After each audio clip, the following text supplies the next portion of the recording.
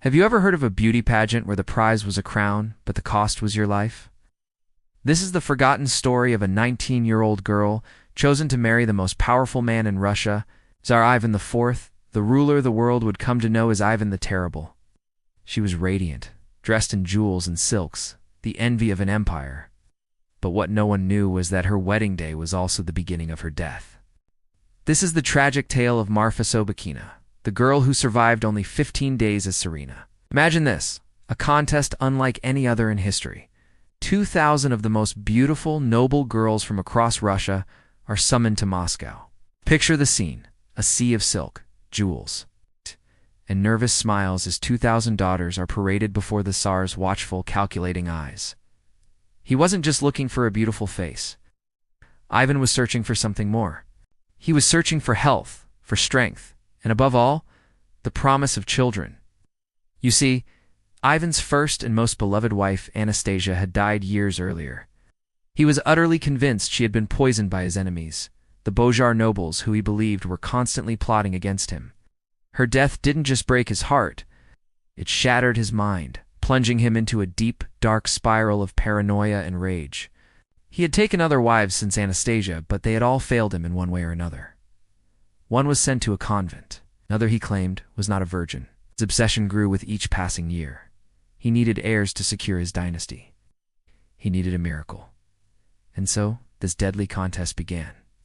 Among the crowd of hopefuls stood Marfa Sobakina. She wasn't the loudest or the most ostentatious.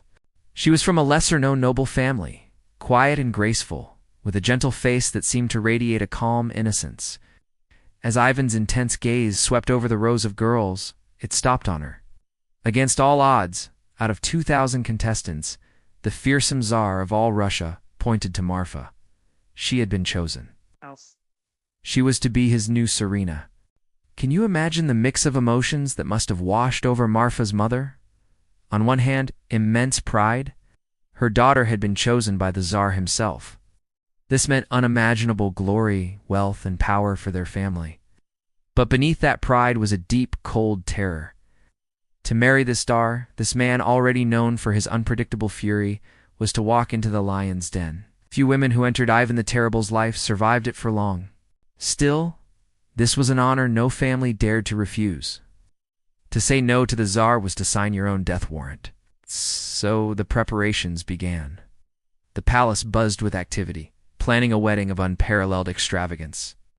There would be lavish feasts, music that echoed through the Kremlin halls, and ceremonies steeped in ancient tradition. The entire country would celebrate the union. Yet behind the shimmering facade of celebration, dark whispers filled the palace corridors. The court was a nest of vipers, and everyone knew it. Ivan's obsession with producing heirs had grown more dangerous than ever. He was desperate. Desperate men do desperate things. Court doctors, and some say even sorcerers, approached the Tsar with a promise. They claimed to have special potions, ancient remedies that would guarantee Marfa's fertility and ensure she would bear him strong, healthy sons. They presented it as a blessing from the heavens, a way to secure the future of Russia. But in truth, it was a death sentence. It was poison. On the eve of her wedding, young, unsuspecting Marfa was given this so-called miracle medicine. She was told it would ensure her a happy and fruitful marriage. It probably tasted sweet, a deceptive prelude to its deadly secret. At first, nothing seemed wrong. The wedding day dawned, bright and full of splendor. Ivan, for once, seemed genuinely happy, beaming with pride as he stood beside his beautiful young bride, holding her hand. He saw in her the future he so desperately craved. But the joy was tragically short-lived. That very night, after the celebrations had ended, Marfa's health began to suddenly and mysteriously falter. A strange weakness crept over her body. Her rosy complexion turned deathly pale.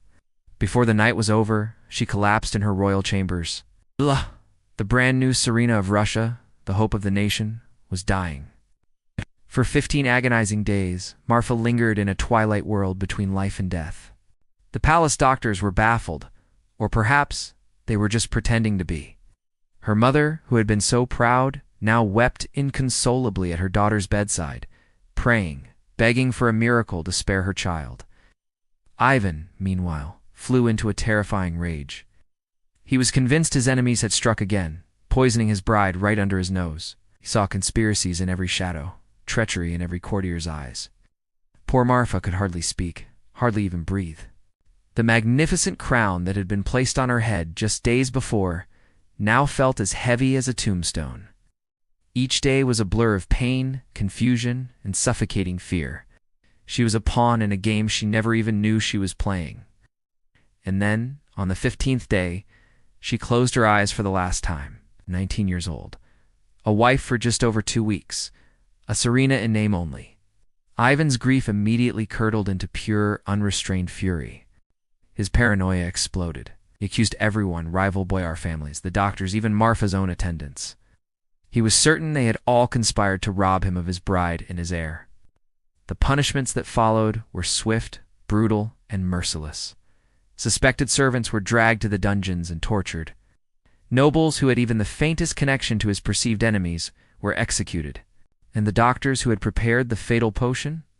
They paid the ultimate price for their treachery. The death of one innocent young woman unleashed another horrifying storm of terror upon Russia.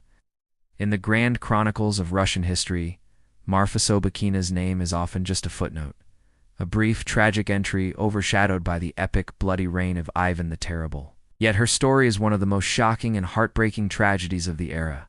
She entered the Kremlin palace as a radiant bride, was crowned as a queen, but was ultimately poisoned like a common victim. Her only crime, her only sin, was being chosen. Think about it. 2,000 girls were brought to Moscow to compete for the crown. Only one was chosen. And for her, that crown became a coffin. This was the cruel fate of Marfa Sobakina. A story of a mother's desperate love, a potion of death. And a paranoid tsar whose thirst for heirs destroyed the very woman who might have finally given him one. History will always remember Ivan the Terrible. But behind his throne, in the shadows of his legacy, lies the silent, sorrowful ghost of the bride who never truly lived to be queen. Thank you so much for watching. If you found this story as fascinating and tragic as I did, please hit that like button and subscribe for more forgotten tales from history. See you next time.